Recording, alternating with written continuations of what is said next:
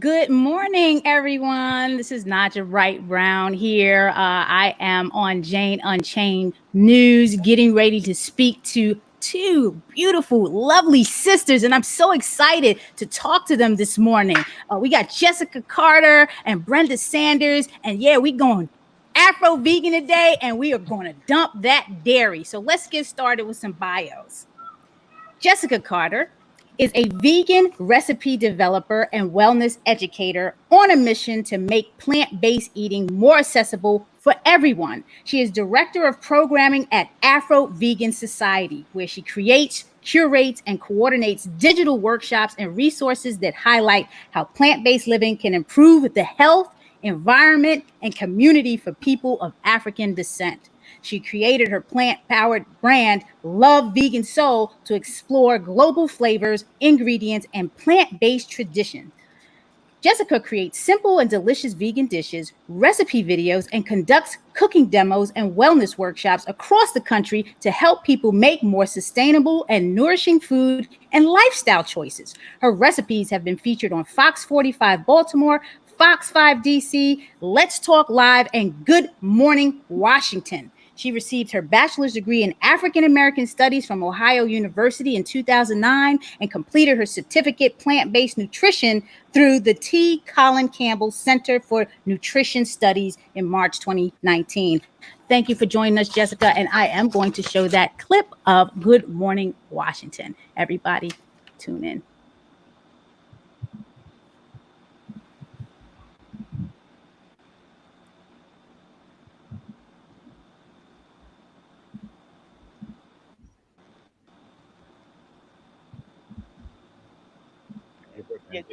Yeah. So this is very Jamaican.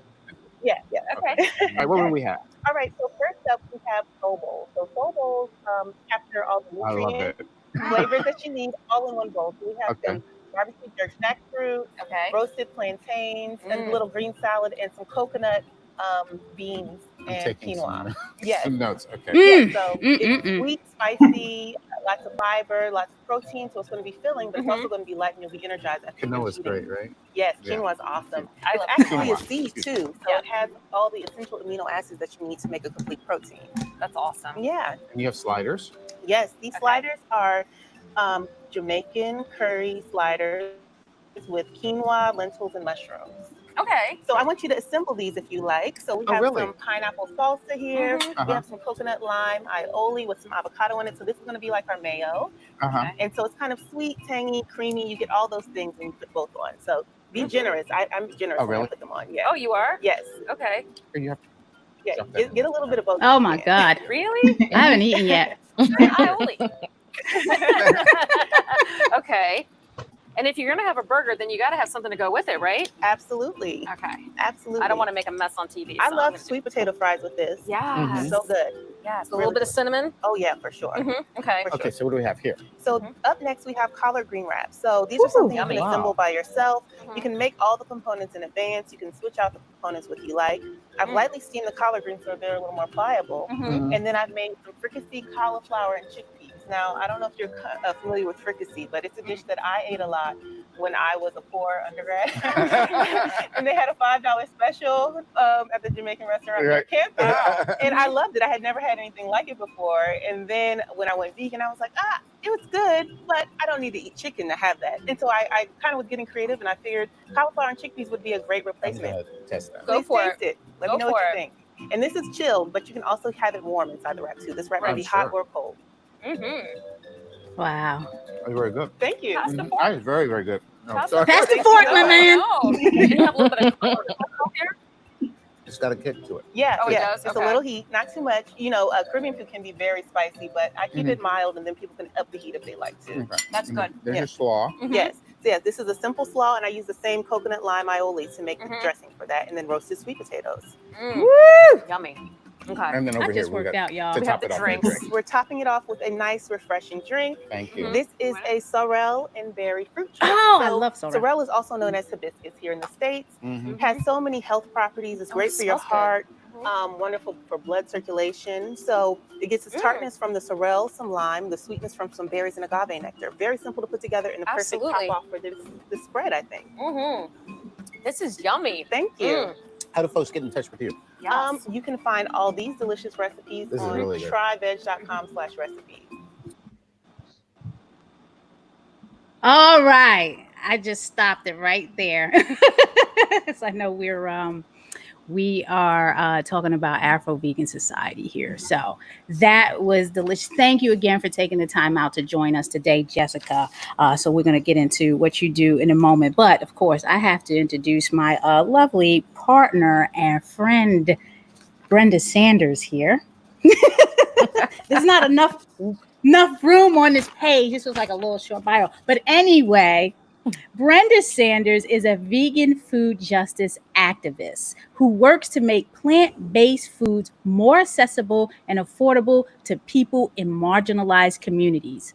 Brenda co-founded Thrive Baltimore, a community resource center that offers classes, workshops, cooking demos, and other programming that supports people in living a healthier, more sustainable lifestyle. She's also executive director of Afro-Vegan Society, a nonprofit organization that provides resources to people in marginalized communities to assist them in transitioning to veganism. She's also the co-creator of Vegan Soul Fest, along with myself, which is an annual festival that attracts tens of thousands of people to celebrate culture and all aspects of vegan living. And she is also the co-owner of one of my favorite vegan restaurants, the delis, the Greener Kitchen.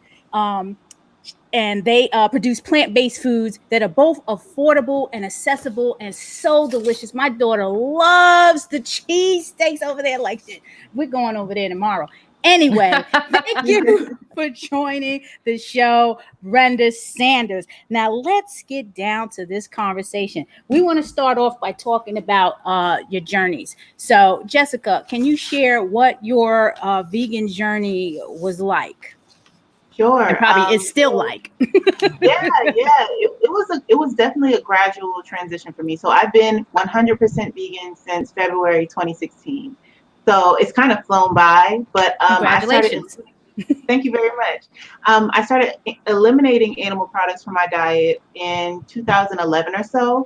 I watched a documentary called Food Inc. on Netflix, and I was a recent college grad, and it talked a lot about just like going behind the scenes of the industrial food production system. And so for me, watching the movie at the time, I felt really frustrated because I had just finished getting a whole college degree, and I'm like, I still don't even know where my food comes from. I have to watch a documentary to see this information. And so my major takeaway at the time was that I needed to start eating organic foods.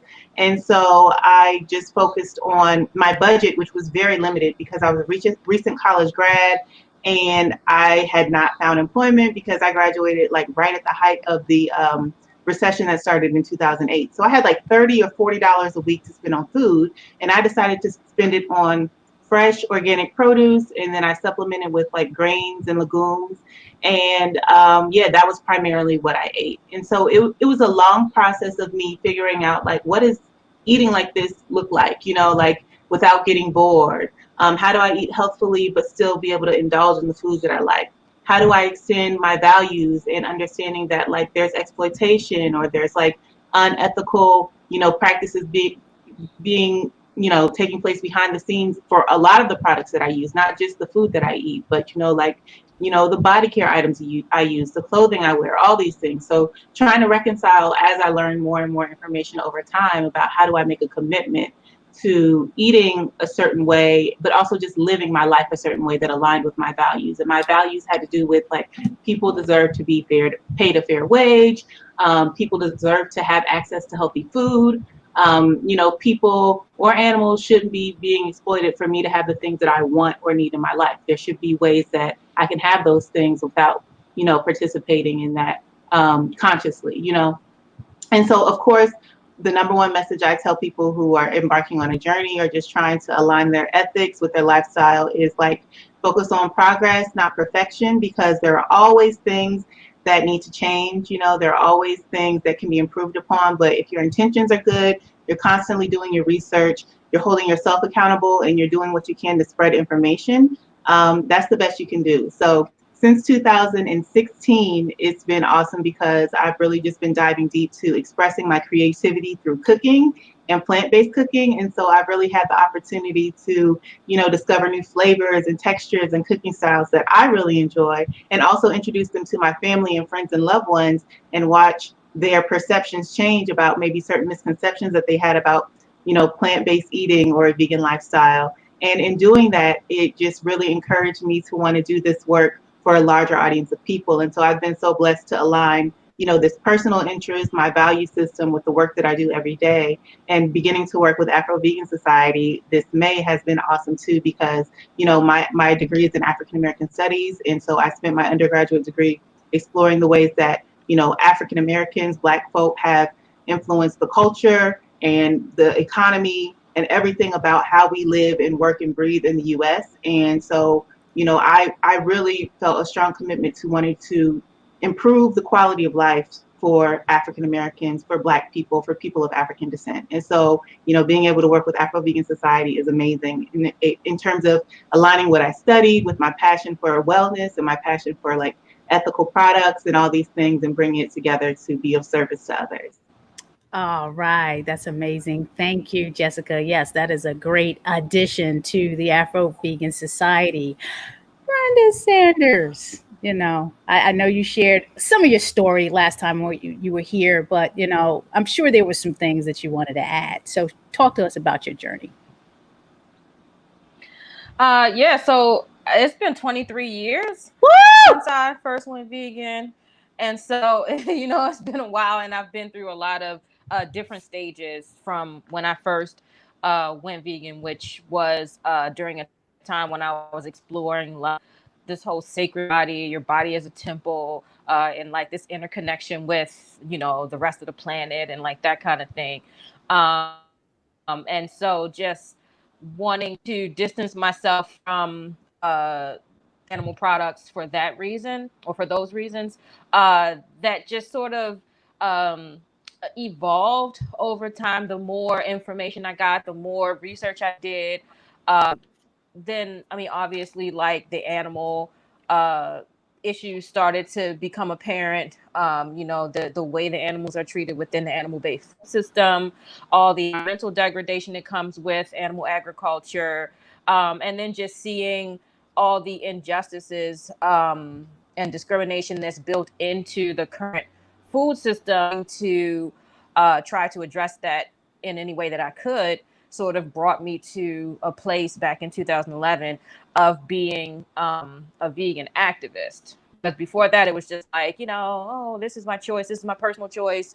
And, I'm just doing this for me, and not really engaging other people. But then once I became so educated about all the benefits of being vegan, I found out about some of the like extreme health disparities that exist within low-income Black communities that are tied back to diet. It was a lot. There were a lot of things that sort of brought me to a place where I knew that I had this wealth of information. I had this passion and this zeal for spreading this information to others in a way that is fun and engaging and beneficial to the planet, basically. And so, that kind of brought me up to today and all the work that we're doing with Afro-Vegan Society. Awesome. Thank you. Thank you for that, Brenda. So let's answer the question, why an Afro-Vegan Society? Now, there's been a lot of news in the past few years about the African or the Black vegan movement, however we want to describe it. So why the need for an Afro-Vegan Society? Either one of you can answer, both of you can answer. Yeah. It's interesting because we get asked this question actually more than I think that we should. I'm sure you do. And it's just most of the people who ask this question, I think most of the people who ask this question, they really are perplexed as to why there would need to be a focus on culture when talking about veganism. And they just don't understand that, different cultures are different. So, you may be raised in a particular culture where I get this all the time where like your family members actually like kill the animals themselves and like, you know, pluck the chicken and all these things. And so there's a particular attitude that comes along with, you know, having built into your culture where it's like, well, if you show me, you know, animal abuse videos or, you know, slaughterhouse videos, maybe it won't affect me as much because I've seen all of that. And so in understanding the specific culture that I come from, there are ways in which vegan advocacy needs to be done in order for it to be effective.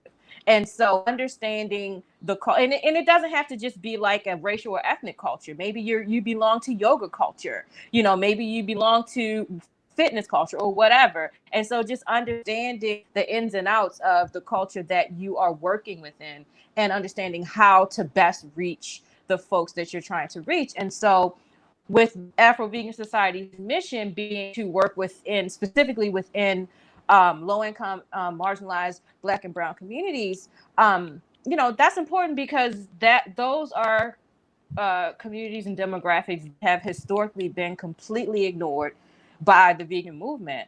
And so with me being from these communities and understanding these communities and understanding the unique challenges that are presented within these communities to perhaps going vegan or having plant-based foods be even accessible, it's really, really important for this particular focus, the Black vegan focus, the Afro-vegan focus, to be sort of emphasized within our work. So that's why Afro-Vegan. Thank you for that, Brenda. Who is your ideal? I hate to call them clients, but who is your ideal person for Afro-Vegan? Is there a particular of a particular person, a particular African American, particular Black or brown person, or we just like, look, we just getting everybody, we targeting everybody strategically, and that's it? You want to take that, Jessica? Sure, I can.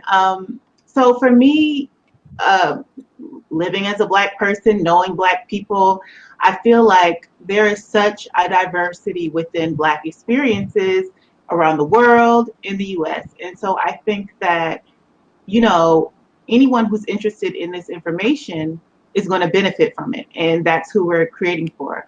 I think that the beauty of having an Afro-Vegan platform in a society is that we can elevate all kinds of voices throughout the Black community in order for them to talk about points of intersection or points of connection between vegan living and lived experience. And so I think that, you know, to put limitations on who should be an Afro-Vegan doesn't make sense, because it's definitely not about limitation. We want to help everybody. Our goal is to help every person go vegan, every Black person go vegan. And so if you are of African descent, if you're a Black or brown person, this information is for you. Now, we specifically focus certain information on, you know, how to do it affordably, because we recognize that disproportionately people of color and Black people in this country live below the poverty line or are living with limited incomes. So we always have certain perspectives in mind, because we recognize, like in terms of health issues, Black people are overrepresented as having, you know, the top chronic health issues and diseases in the country. And so we recognize that, you know, Black people face certain issues in this country much more than other populations. And we want to speak to those issues that we face. But it's not just about talking about problems. It's also about highlighting, uplifting, and embracing experiences, points of knowledge, points of expertise, points in creativity. So it's finding like these creative and broad ways to talk about the Black experience and how vegan living can be incorporated into it. So I don't think there's a limitation to the type of Black person that we serve, because, you know, we're all individuals and we're all members of the Black community as Afro-Vegans, but we're also all members of all different kinds of communities. So I think we open our arms to that, everyone who would want to participate in that. Thank you for that, Jessica. And do you feel it's important, this question is for both of you, do you feel it's important that we are the face, and when I say we, Black and brown people, are the face of this dissemination of information and delivery to our people and our culture? Is that important? I'm having a little bit of trouble probably with my internet connection. Can you all hear me okay? Yes, we can hear you. We can hear you. Okay, good. Yes. Did you hear what I just said? So was the question I can repeat it. Could you I'll repeat the question for me? Absolutely. Okay. Do you think it's important that us as Black and brown people are the face of disseminating this information, this vegan, important information that needs to be received to our communities? So like be received from people who look like them? Is that the question? Yes. Mm-hmm. Yes. Oh, absolutely. And it's nothing personal, but the thing about it is that representation does matter. Seeing yourself in a movement matters. And so I think that what was happening for the longest time is that a lot of Black folks were seeing veganism as like a white movement, because that was the face of veganism. If you were to look up vegan, on the internet, you would see a bunch of like skinny white blonde women. And you might still see that a lot on Google. I haven't Googled it lately, but so it's the imagery that's coming at you constantly when you're seeing anybody like talking about veganism or exploring this idea of veganism. If all the imagery you see is white people, then subconsciously you get this that like, oh, it isn't for me. But the more we start to see these diverse faces and start to hear these diverse voices, then all kinds of people will start to feel like, oh, okay, well, maybe this is for me. Maybe this is something that I should want to explore. So it is absolutely vital that the folks who are doing the outreach to, Black and brown communities sound like them, that have similar experiences. And that way you'll have that relatability aspect. And that is very important. Thank you for that, Brenda. And I just had the question on the top of my head. Did you want to add anything to that, Jessica? Yeah, I can just speak personally to that as well. I do recipe development and cooking demonstrations a lot. And so last year, especially, I had the opportunity to go into schools throughout Northeast DC to do cooking demos to feed people and introduce them to plant-based foods. And I think as a Black person going into these predominantly Black spaces, I was very thoughtful about what is the meal that I'm going to prepare that is going to pique people's interest, make them want to try it, and become curious about plant-based eating, because this was not a scenario where I was going to do like a vegan cooking demo at a vegan festival. I was going into a school where most of the people, if not all of those people, were not vegan, and they did not know me. There was no name recognition. They did not know the organization that I was coming with, and so I needed to make a good impersonation or good first impression with the food. And so I actually prepared some of the Caribbean dishes. Like I made rice and peas, and I made brown stewed chickpeas and cauliflower, and I made fried plantains. And I made this for the cooking demo. So like to go in and serve like chickpea salad, which I love and is really good, might not have made the same impact as them saying like, oh, you brought plantains? Oh, what is this sauce? This smells really good. Oh, but that's chickpeas? I don't think I like chickpeas. But then they see everything come together. They get to watch me do the cooking demo, and then they see how I transform chickpeas and cauliflower into this dish that's inspired by Caribbean flavors, and then they taste it, and so many people would come back over and over to get seconds and thirds and ask for copies of the recipe. And so I think like in terms of doing outreach like that and touching communities and having a cultural awareness of, I need to cook for the palates of the people that I am trying to speak to. I need to reel them in and let them know that I recognize them, even if they don't recognize me yet. It's so impactful. It makes people feel seen, and it also opens their mind. So yeah. Thank you for that, Jessica. That's very important because cultural food can be different. Because it brings me into my next question that I'm going to ask. Brenda and I were having a conversation a few weeks ago about this, and I was just like totally teed off because having a vegan restaurant and someone saying that my food isn't real gets me upset. So how do you respond? And I really want you to speak to our cultural experience in dealing with our demographic when people respond saying, well, vegan food isn't real food because you have to be eating animals in order to have real food. How do you respond to that? Well, as someone who, like yourself,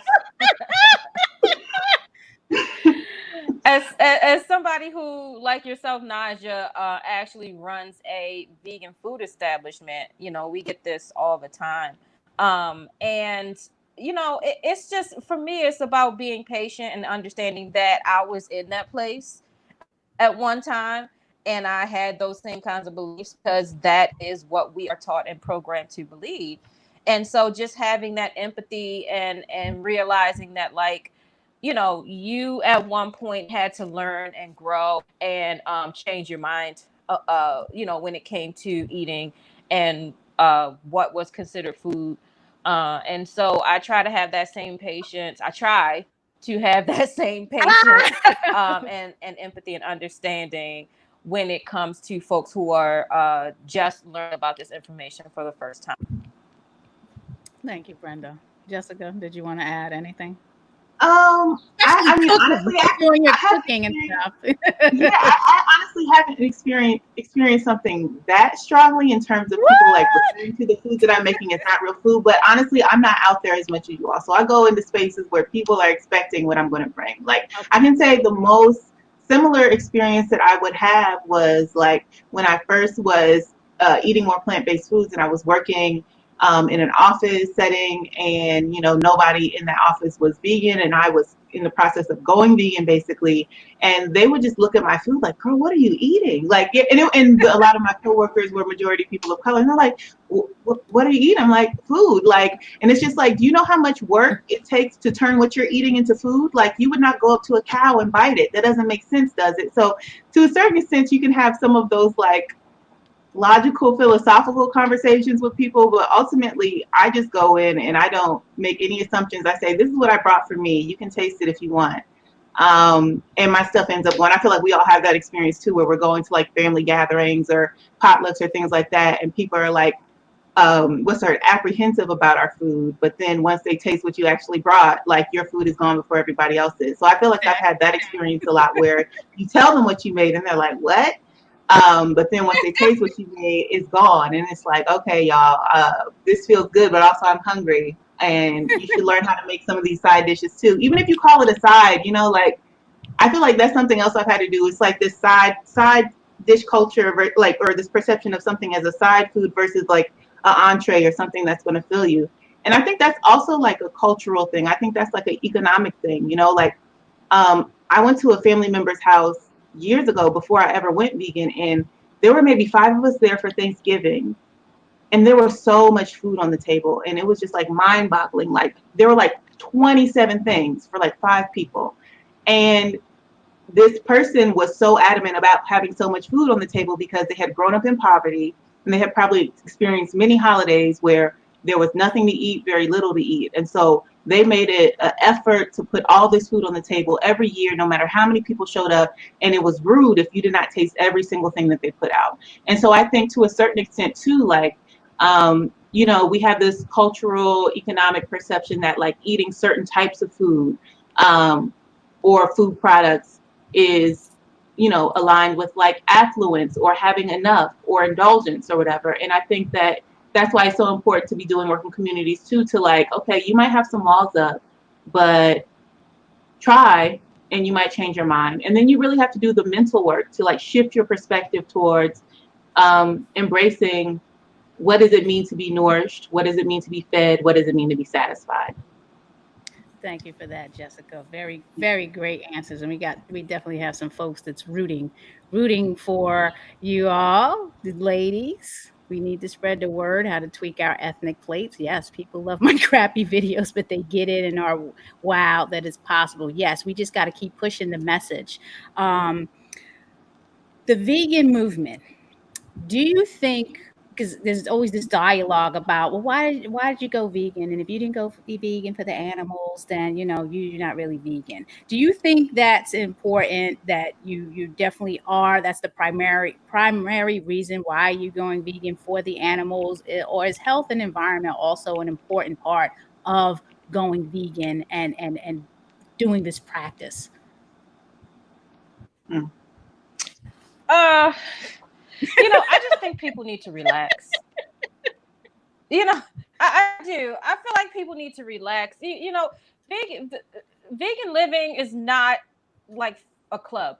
it's not an exclusive club where somebody needs to gatekeep, who's in it and who isn't, and you're not vegan enough and this and that, because, ultimately when you come at it from that perspective, it means that you're coming from a place of ego. So even for folks who are 100% quote unquote ethical vegans, who are only vegan for the animals, that's great. But, when you draw this line in the sand and you say that you're not vegan, you're just plant-based, you're not vegan, it's not vegan for that. When you do all that, then you're just alienating people who, I guarantee you, within a year or two, they're going to understand about the animals. They're going to have all this wealth of information, just like you didn't come out of the womb more than likely vegan for the animals.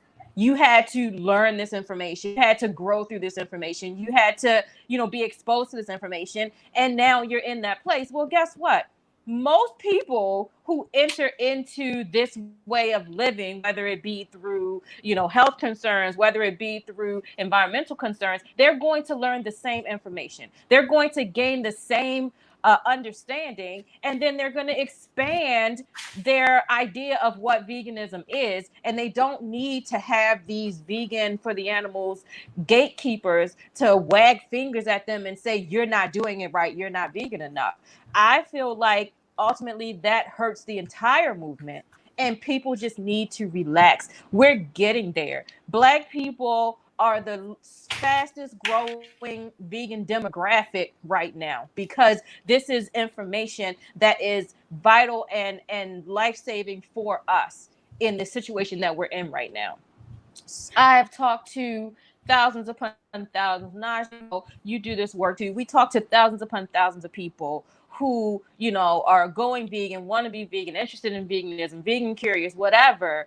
And as I chart their journey, as I watch their journey from being vegan curious to, in some cases, becoming vegan activists, it's an evolution. It's an evolution for everybody. So I say, welcome. Come on in from wherever you're coming from. Come on in, because if you come to my talk, if you come to my program, if you participate in my classes, then you're going to get all the information, right? So it just comes down to being welcoming and saying yes. Just say yes. Stop saying no. Stop pushing people away. Say yes and invite people in, and then help them to learn and grow and evolve. That's my perspective. Love it. Hey, that's what I wanted to hear. We're past the 30-minute mark, and I definitely want to shout out Jane Unchained News for allowing us this platform to have this discussion. Shout out to Welfare World, Veg Fund, and Women Funders and Animal Rights for giving me the opportunity and sponsoring me for doing this in the Black Vegetarian Society of Maryland. I appreciate you. Now we're going to talk about that dumb dairy, right? That's what this is all about. What's been going on? So you have a workshop that's been happening since last Saturday. And if people don't know the workshop, if you go to Afro-Vegan Society.org, there are dump dairy workshops that are going on for 4 weeks, and they started last Saturday. So please, one, subscribe to NaijhaSpeaks.com. For your friends that haven't seen this video, they didn't have time to watch, they'll be able to watch it there. There'll be replays and all of that. Register for the free dump dairy workshops on Saturday at Afro-Vegan-Society.org. And please go to bbsmd.org for information there. And of course, Tracy McWhirter, I had her on here last week, and she definitely jumped in and gave us some feedback. We want you to download her free African American Vegan Starter Guide. She has developed a guide for us, by us, so please download it. It is free. Let's talk dump dairy. Why is it important for us as African American, Black and brown people to dump dairy like today, right now? Jessica. I mean, this is my opinion. I think we should dump dairy. I mean, we shouldn't be drinking milk, people. I mean, that's the first thing. But milk is a part of so many things that we eat. And so, but we live in a day and time where there's so many plant milks that are available and so many alternatives that are available. Like milk it's milk is so 10 years ago. It's so 50 years ago. Like, we just need to move along. But it's not good for our health. As we know, our digestive systems, especially as Black people, do not agree with milk.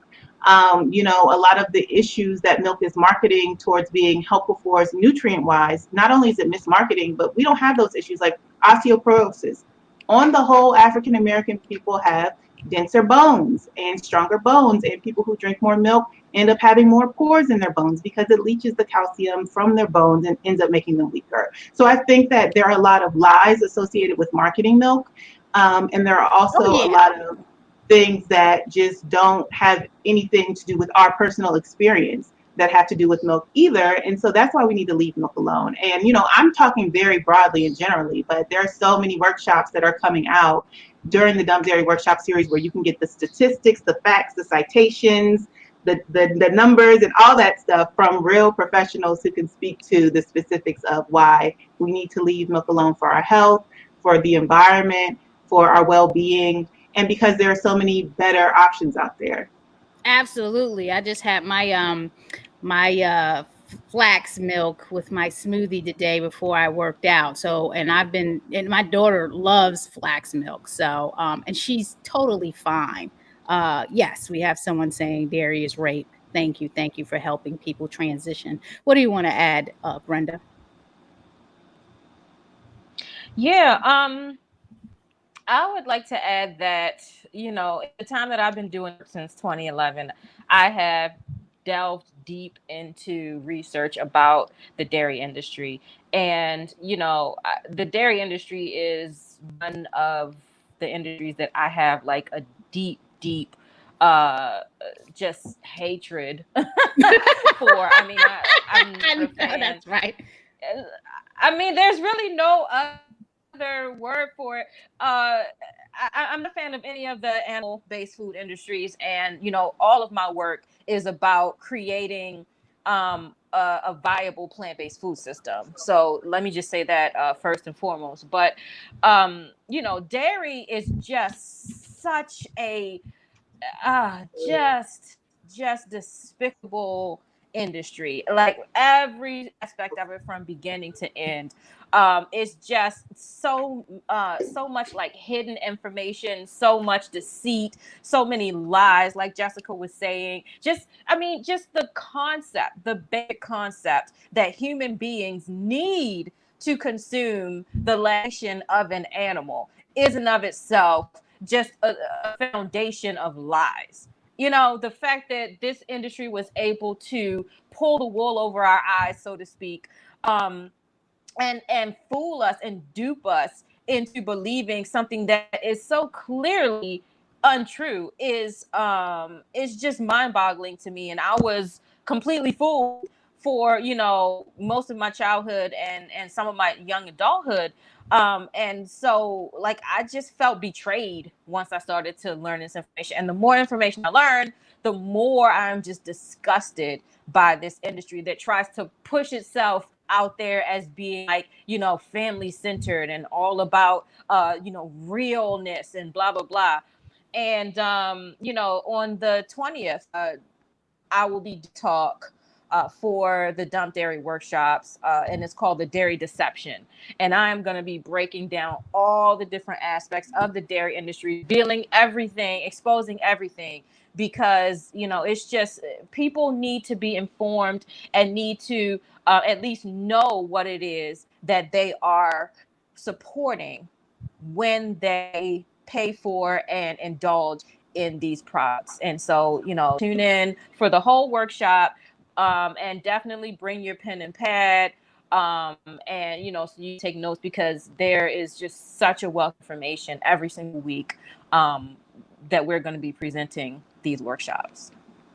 Thank you for that, Brenda. I know there's a whole bunch of campaigns going on this month with the, whether it's Dump Dairy, Down with Dairy, Switch for Good. I know Jane Unchained has been working with them. She had Dr. Mills on the other day talking about the whole dairy deception and all that type of stuff. So it's a really, really important topic, but the federal government seems to want to continue to push this stuff down our children's throats, and something needs to be done about the USDA dietary guidelines. So I'm hoping and praying that there's an impact to this that happens like ASAMFNP, because we need to get rid of this dairy. Thank you. So register for the Dump Dairy workshops that are happening on Saturdays at Afro-Vegan-Society.org. It is free. And as Brenda mentioned, June 20th, she will be doing an in-depth talk about the dairy deception. So you definitely don't want to miss that. I know you got some other upcoming stuff coming. Well, you know what? Before we get to that, what all can they expect in the next 3 weeks from the dairy workshops? We know we have you on June 20th. What else is going on? I can share about that. So we have during week 1, we had Dr. Mills do a presentation about whether dairy products are necessary for human health. The short answer is no, but he goes really in depth in an over 90-minute presentation talking about why. And I shared a cooking demo for dairy-free desserts made from sweet potatoes. So, I showed you how to make a chocolate custard, a chocolate cream pie, and vegan fudge pops, like fudgesicles, all from sweet potatoes. So that was the first cooking demo in week 2, which is on Saturday. It will be released at 11 a.m. We have a talk from Dr. Ruby Lathan, who was featured in What the Health, talking about holistic, how to be holistic and dairy-free in your eating and your lifestyle. And then we have a cooking demo from Gabrielle Reyes. She hosts the singing cooking show One Great Vegan, and she's going to make vegan fried chicken wraps with a dairy-free lime crema sauce.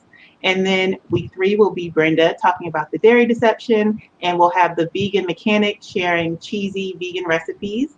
And then week 4, I'll be sharing a talk on how to be dairy-free. So it's just a very practical approach to, identifying what is veganism, how to be dairy-free, how to eliminate dairy products from your diet, and what can you eat instead, and how to read everything from like how to read nutrition labels to figure out which products in the grocery store might already be accidentally vegan, to like simple formulas you can use to make things like vegan cheese or vegan milk. So this is 4 Saturdays of content. And the final cooking demo is Danny McGee of Damn Good Vegan, and she's going to be sharing some dairy-free lunchbox meals. Yes, so her demo is great as well. So we have, a ton of content. And the great thing is, no matter when you register, you will still have access to all of the workshops. Once you register, you'll get a link that takes you to the event page, and you can watch replays from the previous weeks as well as catch up on the next week. And this content will be free and available to watch on demand all month long. So register today. If you register at any point, even if you register on June 29th, you will be able to access all of the workshops, cooking demos, and education sessions. Well, I better get my registration in. What am I waiting for? So, Patty, you were asking about where to register. It's Afro-Vegan-Society.org, right? Or is there another quick link that they can go to register for the workshop, or just go to Afro? That's probably the best place. Okay, go to Afro-Vegan-Society.org. I'm sorry. Go ahead, Jessica. What were you saying? No, if you want to get directly there, you can go Afro-Vegan-Society.org/events, and it'll take you directly to the registration page. Okay, let me just put that in vegansociety.org/events. Yes, because that's segue into the next question about upcoming events and initiatives. Do you want to talk about that? What else is coming up after the Dump Dairy workshop? Yeah, so we kind of set ourselves up for a lot of work. We're basically gonna hit everybody with a 1-2 punch, because in June, which is National Dairy Month, we putting on the Dump Dairy workshop. But then in July, we have the National Afro-Vegan Conference. This year is going to be virtual for obvious reasons. So the National Afro-Vegan Virtual Conference, or NAVCon. So this is an event that has been in the works for a couple of years now. It's very exciting. I have been to, vegan conferences. Naijha, I know you've been to vegan conferences. Jessica, I'm sure you've been to vegan conferences, and or just conferences in general. And whenever I'm there, I'm like, oh, this is great, but if it was my conference, I would do it like this, or I would do that, right? And so this is finally an opportunity to put that in action. There are amazing people who I know personally, who I was just very, very excited about bringing in to this event and having their voices be amplified, right? Because, you know, a lot of these other conferences, they amplify certain voices, right? Right. And I that's see it all the fine. time because But I if judge it's by, I look at the conference. I'm like, right, okay, cool. They got one person. Woohoo. right. But if this is going to be a conference put on by Afro-Vegan Society, then we're going to make sure that we are amplifying the voices of Black vegans who have important things to say, including esteemed speakers Naijha Wright-Brown, No, who is going to stop be it, speaking Brenda. on, yes, who is going to be speaking on vegan families, because you have a beautiful, beautiful vegan family and you have so Thank much you. insight to give. Thank you. Oh, of course, as well as your husband is going to be speaking on a panel. Oh my So God, I got I the gotta whole see him family. I'm again. trying to figure out how to get. I'm trying to figure out how to get Pia up there for real. Maybe we'll have a kids panel. I don't know. But it, you know, it's just going to be an amazing experience with some powerful Black vegan voices, and you know, the cooking demos we have, the, you know, going to be coming out, much like the Dump Dairy event, to just keep that energy flowing of like just plant-based food and promoting it and showing interactively how to engage with preparing food plant-based. And again, you know, exciting panels, and it's just gonna be there's even yoga. Come on, like we Oh have yeah, we gotta everything. have the We're gonna yoga. be bringing, you know, you know, What's it's the web? about the What's the culture website? and promoting veganism. Is it still at Afro Oh, Vegan? I didn't hear that. What was Or is there what's the actual website? It's still afrovegansociety.org/events, or is there another direct website? Absolutely. So do they just go to afrovegansociety.org events? Okay. So everyone, the national, everything that you need to know about the upcoming events for Afro Vegan Society, which includes the Dump Dairy and the conference, is at afrovegansociety.org events. So I'll put that back up again for everybody to see. So you want to go and register for that. Absolutely. So they're hitting you, Afro Vegan Society is hitting you with June and July events. So you definitely have it. And then you have a great website. You have a list of all the Black vegan restaurants across the country. So people can use that as a resource wherever they are to find out where to go eat, because that's very important, knowing where to eat. And so the great resource of information. We are in our last few minutes. We still have a lot of time. I wanted to know if there was anything pressing that was on your mind right now that you wanted to make sure that the viewers know or need to hear this message. So whatever it is that you feel we need to cover, haven't covered, or you want to cover, this is the time to kind of open up that discussion and make this a dialogue. Jessica, Brenda, anything? Well, look, no, I'm gonna I got spotlight you. something to say. I'm gonna So, spotlight you.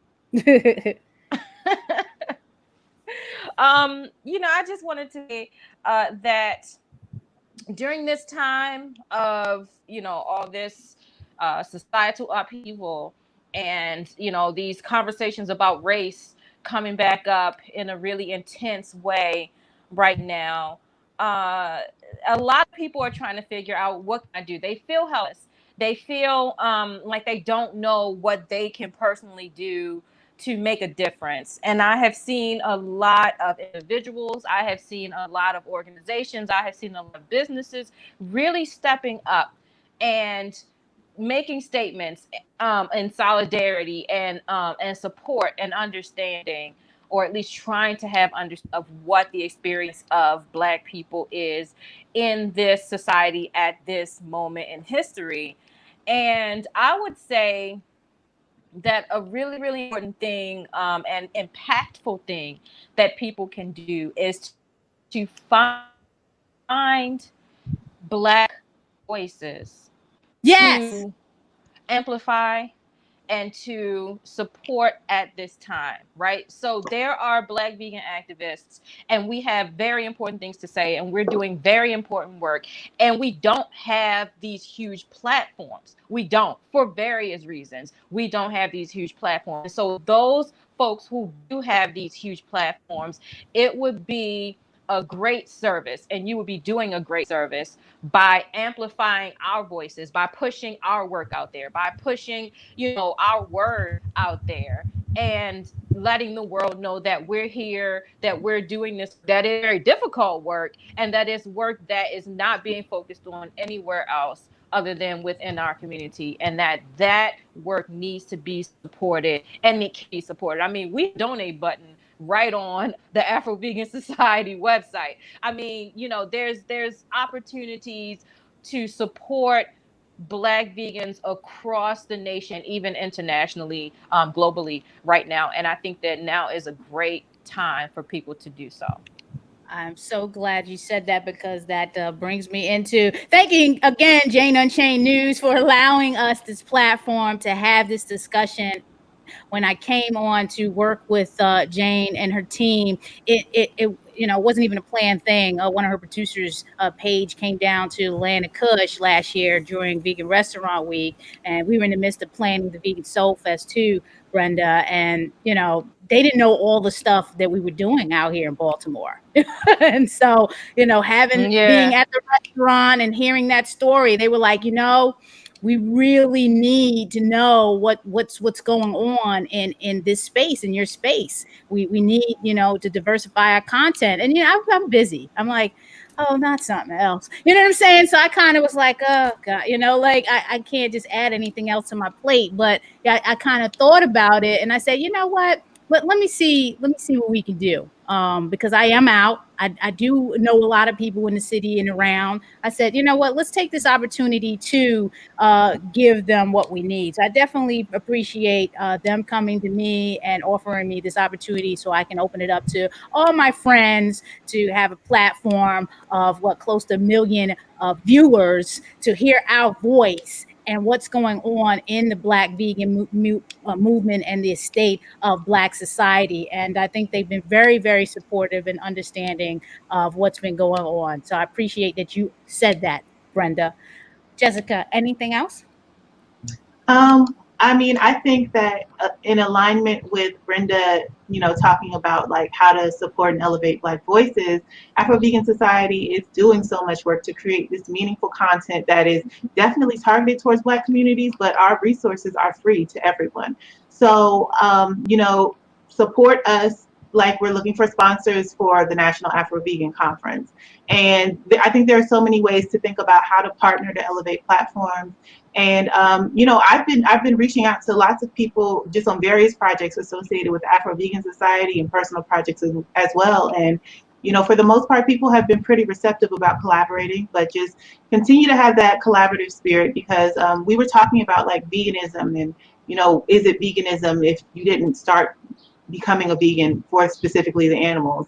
And for me personally, my journey to embracing veganism had to do with really embracing the lifestyle of compassion. And so I think a lot of people who come to veganism for their health are just learning about how to care for themselves in a meaningful way. And so they're learning to exercise compassion for themselves. And so that compassion should expand to everyone. It should expand to ourselves, to our loved ones, to our communities, to the people who look like us in our communities, but to the people who don't look like us in our communities, to the planet, and of course to the animals. And so I think that like if people really focus in the vegan movement across society, period, on embracing compassion as a worldview, I think that we're all going to make a lot of progress together. Absolutely. We definitely do have to work together. I mean, one thing that I find sometimes is people are working in these silos, and I don't see anything wrong with people working together on initiatives. When we started Land of Kush, and I was going out and trying other people's foods and sharing, pictures of other people's foods, people thought I was crazy. Like, you have a restaurant, why are you promoting? Like, first of all, we're not feeding the 600,000 people that are in Baltimore, and plus the people that are coming from outside of town. Okay, so just stop it. There's enough for everybody, not just in the city or the state, in the country, and people that are traveling across the world. So I just was so confused about the whole idea of this mind of scarcity. We are in an abundant time, and we need to be working together to be delivering this information to our communities and stop this selfish nonsense of what's going on. I mean, it's better in numbers. So the work that you're doing at the Afro-Vegan Society, the work you're doing with the Greener Kitchen and Thrive Baltimore and us at the Land of Kush and whatever other initiatives, it's the important thing is we as a people get together and work together. Okay, a lot of other cultures do it, and we need to do a better job of doing that as well. So that's going to be my little rant right there. Again, I appreciate Jane Unchained News for allowing. No, it's very important because you can't even imagine the stuff that I see. We need to band together and start working together on initiatives, whether it's cross promoting, whether it's just sharing ideas, or just hey, what do you think about that? Well, you know what I'm saying? There's enough. Everyone has a unique selling proposition or marketing strategy for whatever they're doing. Okay. Now, if you're copycatting, that's a whole nother thing. And that's a whole nother topic for a whole nother show. But thank you, Jane Unchained News, for allowing us this platform to have this discussion. Also, thank you for to Welfare World, Veg Fund, and Women Funders and Animal Rights.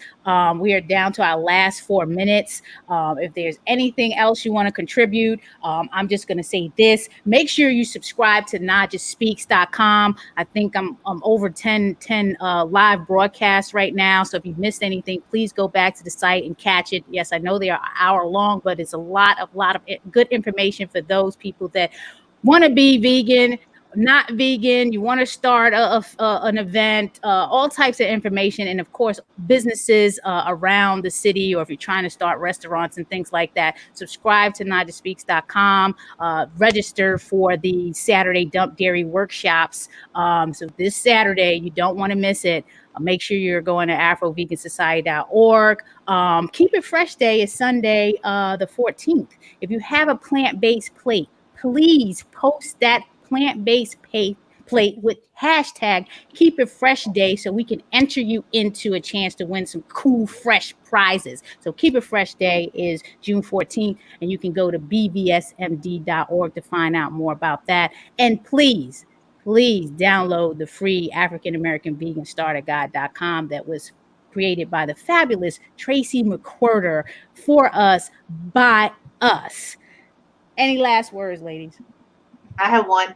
If you're looking for vegan recipes, visit Afrovegansociety.org/recipes. We've got chocolate cake. We've got loaded chickpea omelets. We've got pineapple juice. We've got strawberry banana muffins, so many more things I can't think of, but we are constantly adding new recipes to Afrovegansociety.org/recipes. And you can definitely use those recipes and post them on Keep It Fresh Day, hashtag Keep It Fresh Day on June 14th to be entered into winning a fresh, cool prize. Brenda, any last words? Woo! I just want to say thank you, Naijha, Jane Unchained, for bringing us on, and for all of the programming that has been just like so super diverse and relevant to things that are going on in the world today. So, I am so honored to even be on the show, and I wanted to say thank you. Brenda's being so shy. She's an award winner, Henry Asbury Award winner. She's just so modest about her accomplishments. So I definitely appreciate you coming on the show, Brenda, Jessica. Until I see you all physically again, this is Naijha Wright-Brown speaking with these lovely ladies on Jane Unchained News. Subscribe to NaijhaSpeaks.com. And everybody, enjoy your day. Please be safe, stay healthy, and build your immune system by trying out these recipes. Hashtag Keep It Fresh Day. Peace out, y'all.